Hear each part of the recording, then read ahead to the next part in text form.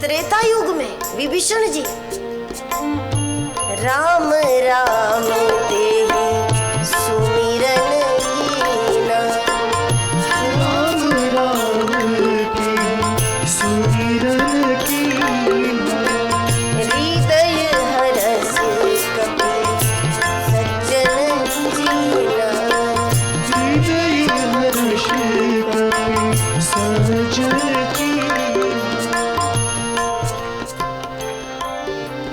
और कोई उपाय नहीं था उनके पास।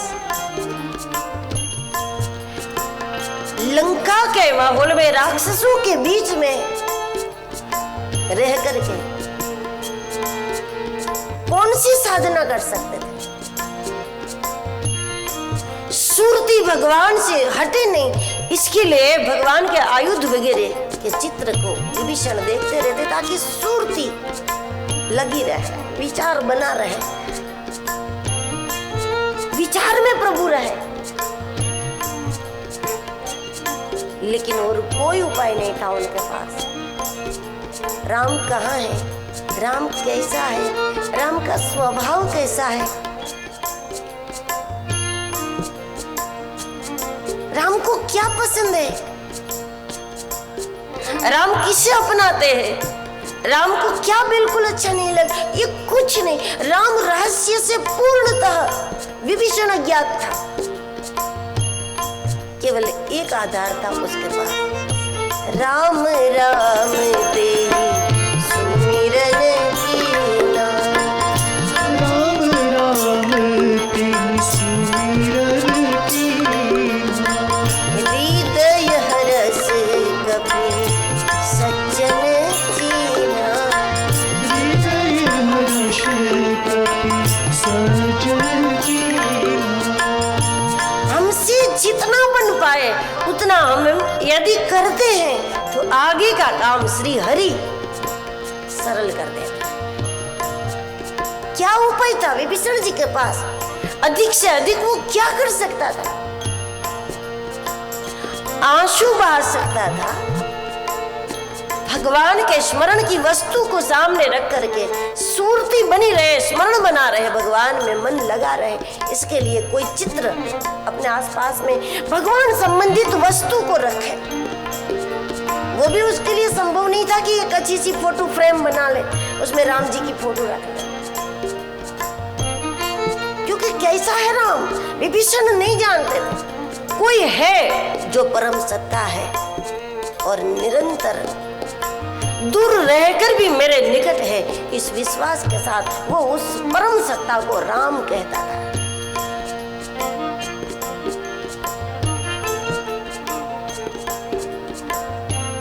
लेकिन कैसे बना लेता है वो फ्रेम भी, जब उनको पता ही नहीं कि उसका रंग क्या है, उसका आकार क्या है, उनका स्वभाव क्या है, उनकी आंखें कैसी है, उनका रूप कैसा है,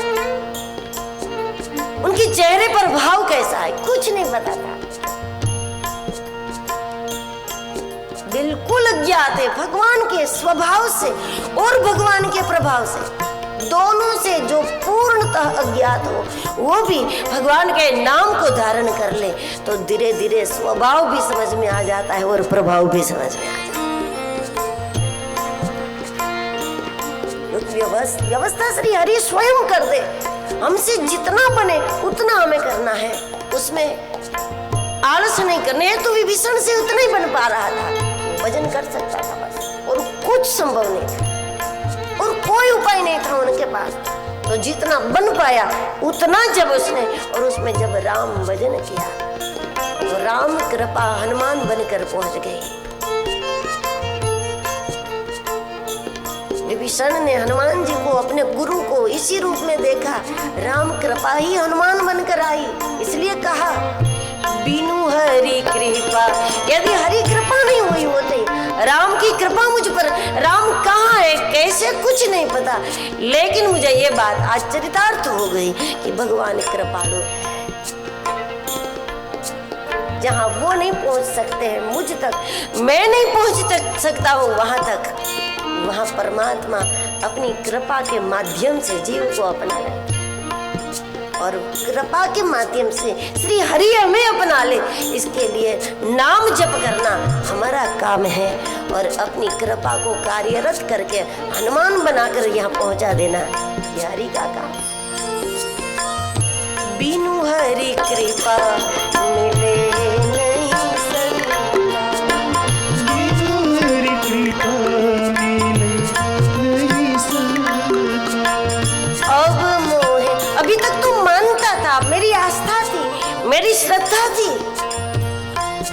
कि भगवान पहुंचे न पहुंचे उनकी कृपा पहुंच जाएगी किसी भी रूप में।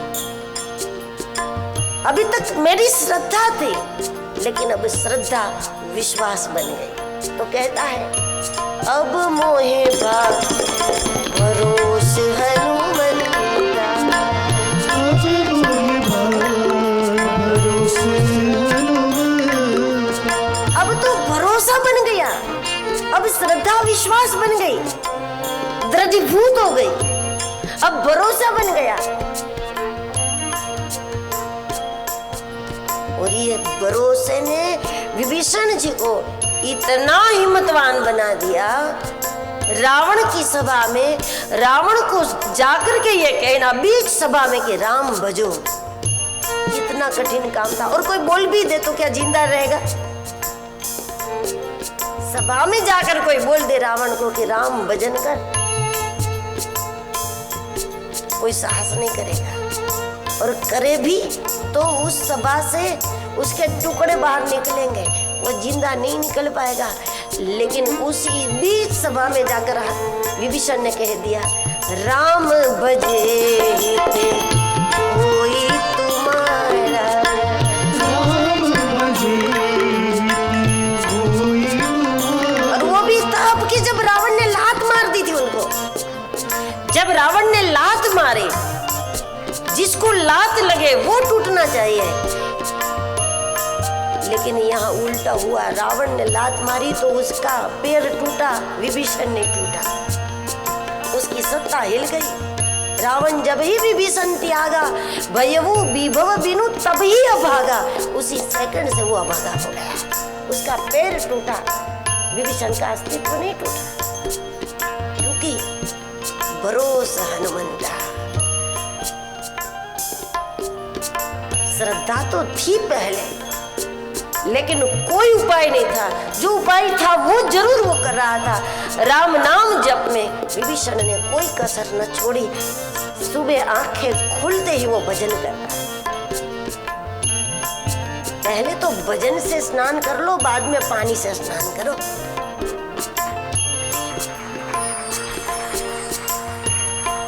और इस प्रकार जब विभीषण ने भजन किया, राम नाम का जप किया,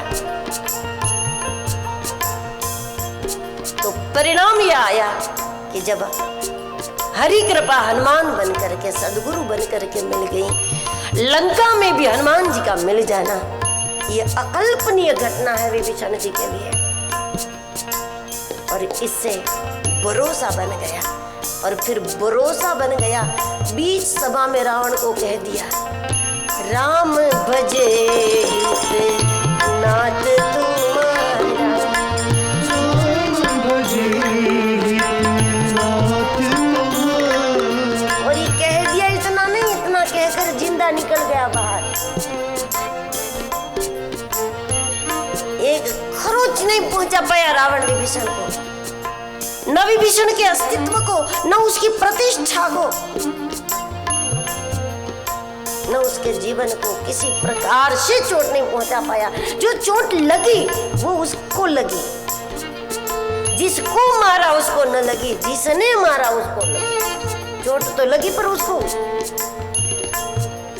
क्योंकि नींव में यही था राम नाम सुमिरन कीना,